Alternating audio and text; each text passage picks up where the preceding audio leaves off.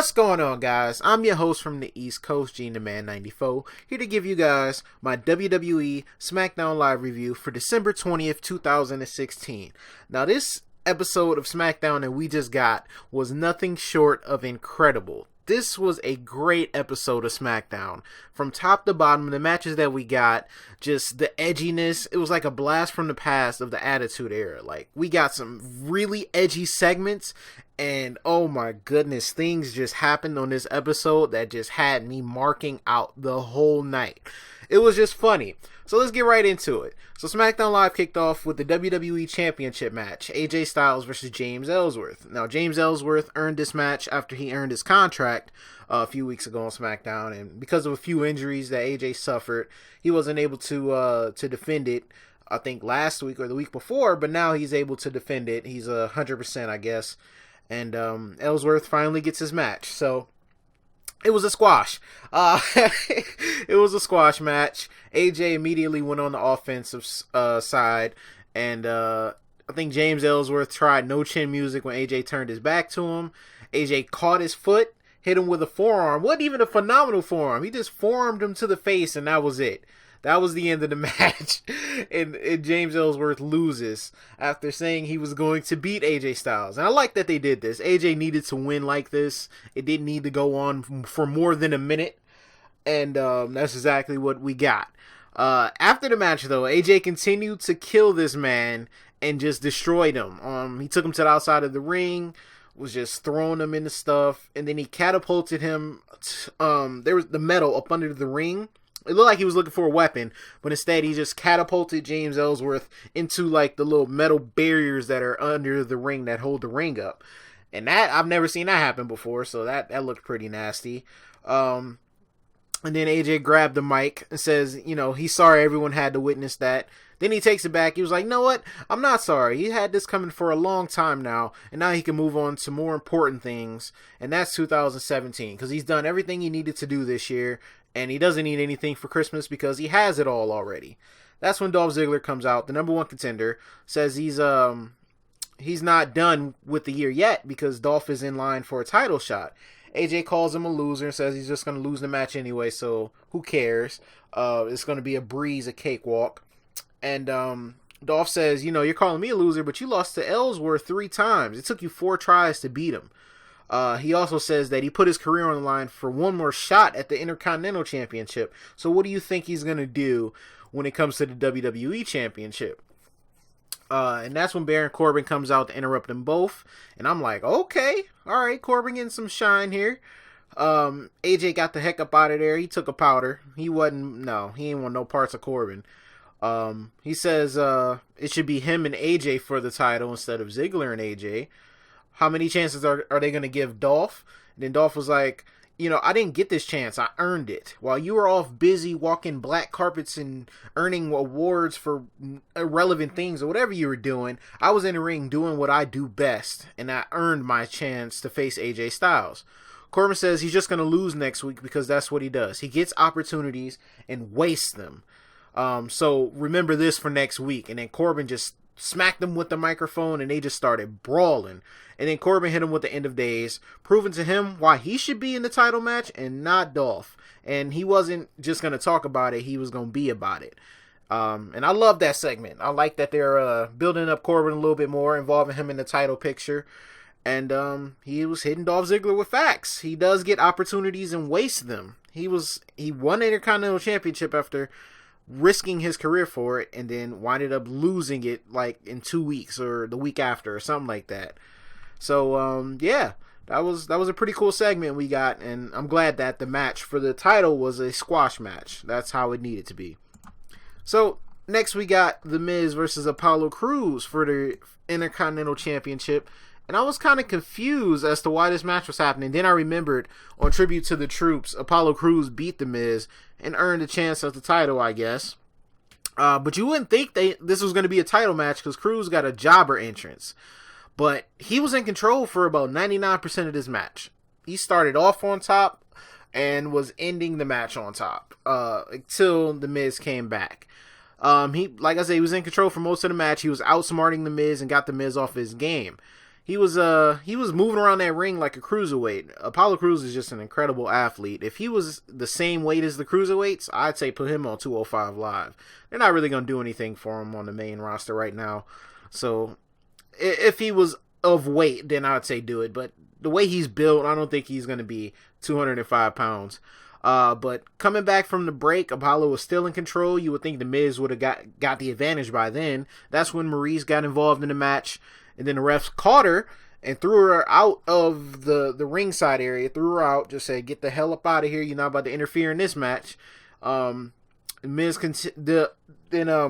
continued his offense. Then went for the spin out sitting powerbomb, or the spinning set out powerbomb.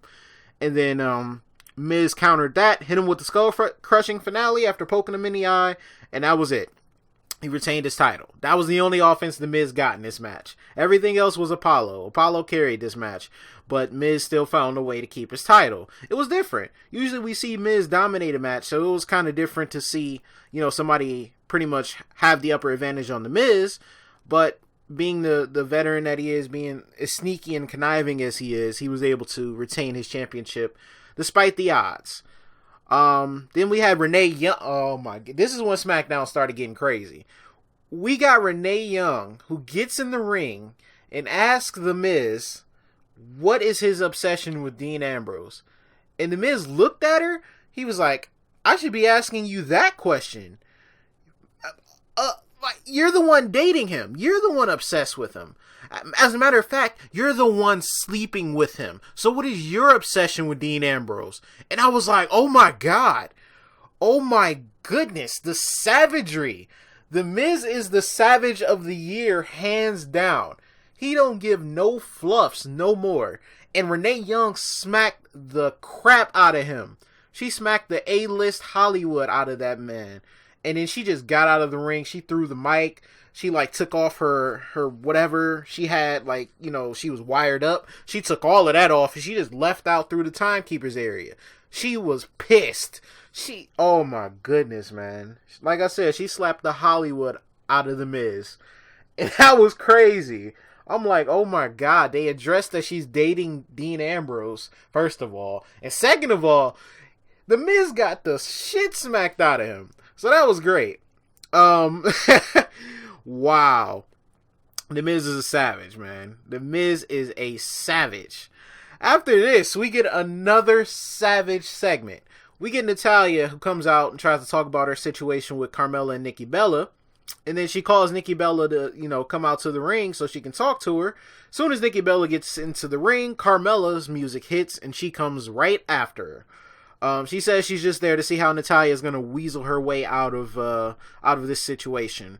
And Nikki Bella was like, how do I not know that you didn't attack me? Carmella was like, if I attack you, I'd be bragging about it. I've done it before. Why would I lie to you about attacking you from behind? I've done it so many times. That's why we're not cool now. And she was like, you need to stop fantasizing about John Cena being on Saturday Night Live and see the truth. Or is it the silicone leaking into your brain? I'm like, oh my god. Come on, man. Come on. Oh my god. She made a boob job joke. Really? We going there? We really going there, WWE. We're really going there. She made a boob job joke because we know Nikki Bella has a boob job. And oh my god, not only did she talk about Cena, but she talked about her work that she's got done on her boobs. Really? And then she was like, Natalya was just like, you need to stop talking about her like that. And you need to respect her more. Carmella was like, hold on. You told me behind Nikki's back that her and Brie are only in the WWE because of their good looks. They don't deserve to be here and all of this other stuff. And then Nikki Bella looked at her. She was like, Natalya, is that true? And Natalya just was staring dead at Carmella and was like, this is your fault. You caused this. And I'm just like, she finally admitted to it. Natalya is the one who attacked her. Okay. All right. That's cool. And then Natalya immediately sprinted after Carmella and just ran after her. But Carmella got away to the back. So Natalya's standing, at the top of the entrance ramp. And she was just like, all right, you know what? You got me. You caught me. It was me. I attacked you from behind. And here's why. I'm wrestling royalty. I come from the Hart family, a legendary family. You don't. You and your sister got to this company because of your good looks. I swear, I was like, oh my God, she's getting savage. And she called Carmella a snitch too. Before she attacked her, she called Carmella a snitch. She called her a Long Island snitch. I was like, oh my God, we getting petty. Oh my goodness. She was like, somebody should teach her a lesson, and her and Brie only got that show because of their looks as well, and she should have Total Divas and Total Bellas. She calls her a little bitch. She was like, yeah, I attacked you, little bitch. I'm like, oh my God. Oh my God. Then she told her she had no charisma. She said that her cat Two Paws has more charisma than she does. I'm just like, oh my God. Natalya, chill. And then she called her a bitch after that too. She was like, yeah, my cat has more charisma than you little bitch. I'm just like, oh my God, chill. Chill out. She was like, it doesn't matter how good you look on the inside or the outside or how good of a person you are. The fact remains that John Cena will never marry you. I'm just like, yo, what is going on here? Why? Why are we doing this? Why are we burying people? We are burying people on SmackDown Live, and I loved it. I was going crazy. I was laughing my ass off. I could not stop laughing. This segment had me going. Oh my God, there is no chill at all. None. So I'm guessing Nikki Bella is going to have her match with Natalya, and they going to kill each other. They are going to absolutely kill each other. Man, and up to this point, we got AJ killing James Ellsworth. We got The Miz being the Savage of the Year, saying that he pretty much outed Renee Young, saying that she's sleeping with Dean Ambrose, so she's obsessed with him. We got Renee Young slapping him in the face. We got Carmella exposing the truth and sipping the tea, as they say. We got Natalya burying Nikki Bella, burying her. She buried her. That was her best promo of all time. I think I put that on Twitter. That was her best promo ever. I've never heard her drop a better promo than that one. She murdered Nikki Bella. I was dead, man. Oh, and then we still got more SmackDown to go. After this, we get Alexa Bliss trying to sell her injury, quote unquote. She was in Daniel Bryan's office saying that he should punish Becky Lynch for injuring her, and that yeah, she should be punished. And then Daniel was like, you know what? I will punish her. I'm going to give her a championship match next week on SmackDown Live. How do you like that? You like that, don't you? And Alexa was just like, no, why is she getting a title match? He was like, well, I called the trainers. They said you're 100% healthy. So next time you want to, fake an injury, you better make sure that, you pay the trainers off or something like that, because I'm going to find out if you're telling the truth or not. And you're going to have a match tonight. And if you refuse the match, you won't have to worry about facing Becky Lynch next week, because you won't be the women's champion anymore. So not only does she have to defend her title next week, but she has to have a match tonight. We'll get to that match in a second, because that match, like I said, SmackDown was just off the rails tonight with what they did, and it was just different. It was like a throwback. I loved it. Next, we got Dean Ambrose and Luke Harper. This was a pretty good match, very physical match between these guys. They both wrestle in jeans, so of course they don't give a fuck. Luke Harper has been having a lot of good matches lately. I hope they build him up a little bit more. He's been taking a lot of L's though, even though he's been looking good in the matches, and this was one of them. One of his good matches. He and Dean had a little back and forth. Didn't go that long. Dean caught him with a roll-up pin, which I thought was fine that Dean didn't beat him with Dirty Deeds, because if he did, then that would have made Luke Harper probably look a little bit more weak. He still looked a little weak. It wasn't that bad though, because Dean got the roll-up pin, so it was just like he caught him off guard. It wasn't just like, oh, well, Dean out-wrestled him and caught him with his finisher for the win. So that was fine. And then after the match, the Wyatts just joined into the fun about not giving a fuck. And they just beat the hell out of Dean Ambrose as well. And then Dean got fed into an RKO. And then we got the Savage of the Year, The Miz, who comes back out to the ring, picks up Dean Ambrose, who was already, selling his injuries from the Wyatts, and then he hits him with a skull-crushing finale. I'm just like, wait, shouldn't Dean come after you for talking about his girl like that? Like, The Miz just don't care. Nobody cared on SmackDown. Not one single person. Not one fuck was given tonight. Not a single one. And then we get Alexa Bliss versus this supposed to be jobber masked luchador woman. Luchadora, I guess that was her name. And then the match happens, and you know, Alexa just got her ass whooped. She was taken aback from this person she was wrestling. And then I'm looking, and I looked at her eyes because, you know, Becky Lynch is my wife. Along with Bailey, I have two wives. Deal with it. I looked at her eyes. I'm like, that's Becky Lynch. Becky Lynch is in a masked luchador outfit wrestling against Alexa Bliss. She worked her. And she got the win with the disarmer, and that's when I immediately knew. So she, you know, of course, went out celebrating like she had, you know, pulled the upset of the year or whatever. They even had luchador music when she won. She was running around, that, you know, high-fiving the crowd. She went over to the commentator's table. Like, this was just the upset of the year. And then Lexa's just in the corner like, what the hell just happened? And then she gets back into the ring, and then she pulls her mask off and then starts laughing at her like, see, I got you. You wanted to pull the injury gimmick on me last week, but now I one-upped you. I got smarter, and I pulled this on you, and Becky Lynch is not winning the title next week. But it was fun to see her do this week to get a little bit of comeuppance before Alexa Bliss ultimately beats her and moves on in the women's division. But that was fine. Like, up to this point, I saw this on Twitter. Even, I think it was Wiza. Wiza said this. Shout out to Wiza. He said, you know, I think it was him. Was it him? Maybe. Somebody on Twitter said that up to this point, 5 women were featured on SmackDown and only 2 were featured on Raw. Up to this point.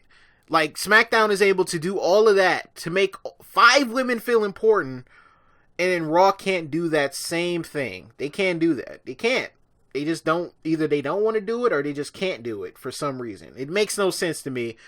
But, yeah, so we got that. Then after that, we had a Mojo Rawley versus Curt Hawkins match. Mojo won. Nothing to talk about here. I'm pretty sure Mojo is about to be in this rivalry with Curt Hawkins. For what reason, I don't know. Curt Hawkins is just a jobber. Mojo probably would have been, you know, going for the tag team championships, but Zack Ryder got hurt. Wish him well in his recovery. He's going to be out for a few months. I hope he might miss WrestleMania. I'm not sure. I'm not sure the extent of his injury, but he just had surgery on his knee that he messed up last week. And it's just sad because Zack Ryder is a workhorse. I've seen this man, you know, come from being a complete jobber to becoming a champion and, you know, just working his ass off in the company and getting the fans to get behind him. And he's just an all-around great guy.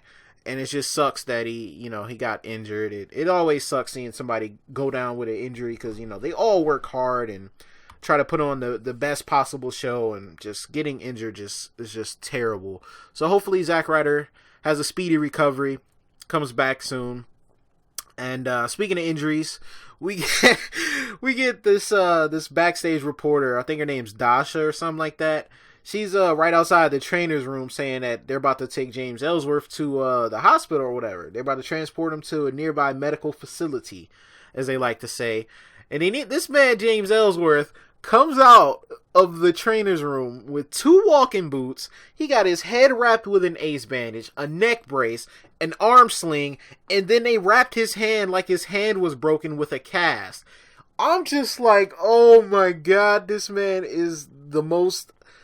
Oh my god, he is selling these injuries the most. He was doing the absolute most. He was selling the fact that AJ killed him. He was selling it. And she's just trying to get questions out of him. And he's just like, like he's not speaking actual words. He's just mumbling pain. This man is obviously in a vast amount of pain.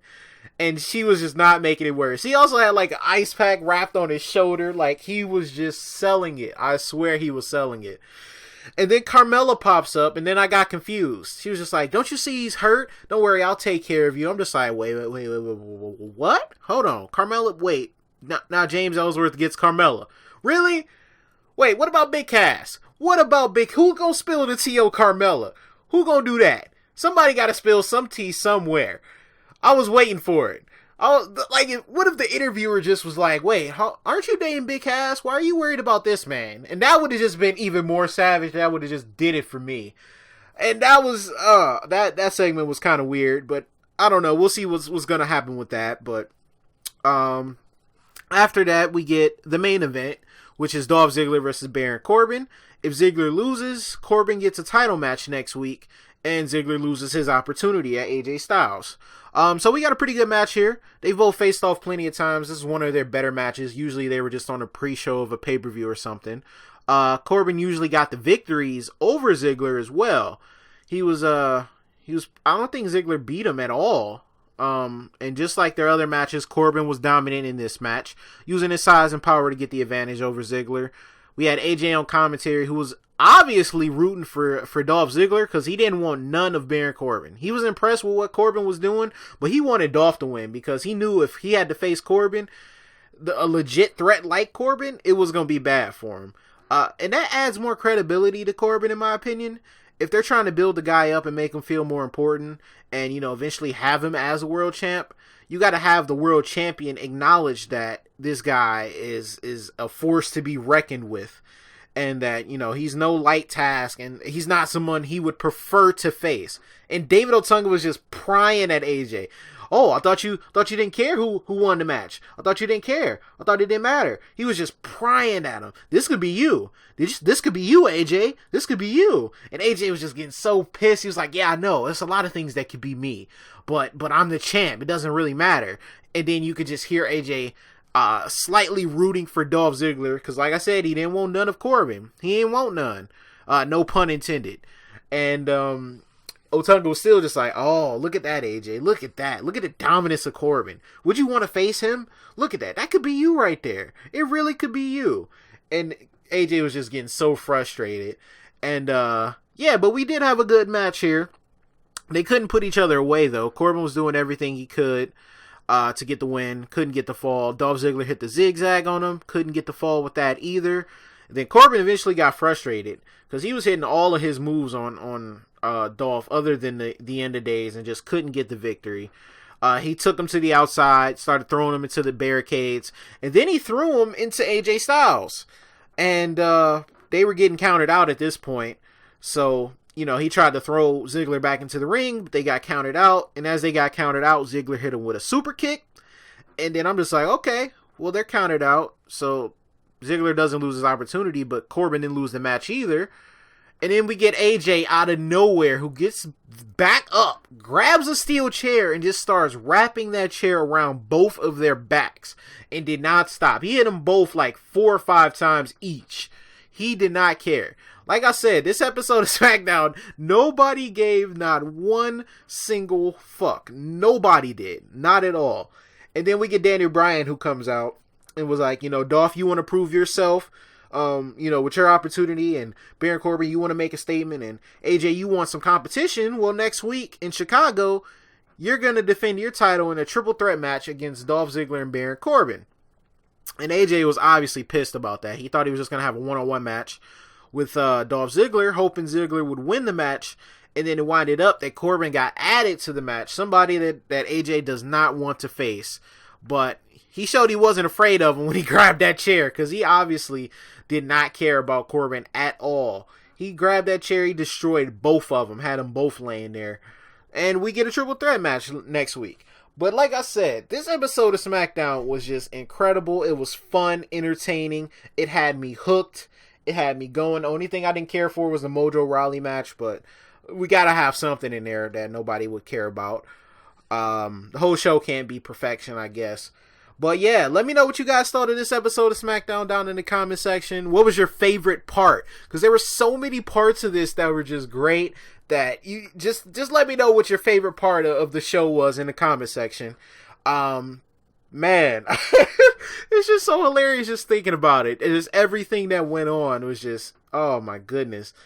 I'm just ready to see SmackDown next week. They got me hyped up for SmackDown next week. And I think they're treating next week kind of like a pay-per-view, only because they're not having a pay-per-view into the Rumble. I think next week would have been their pay-per-view, or the week after, so they're just doing it on SmackDown, just getting prepared for the Royal Rumble afterwards. But yeah, let me know what you guys thought. Slap a like on the video if you enjoyed. Subscribe if you guys are new.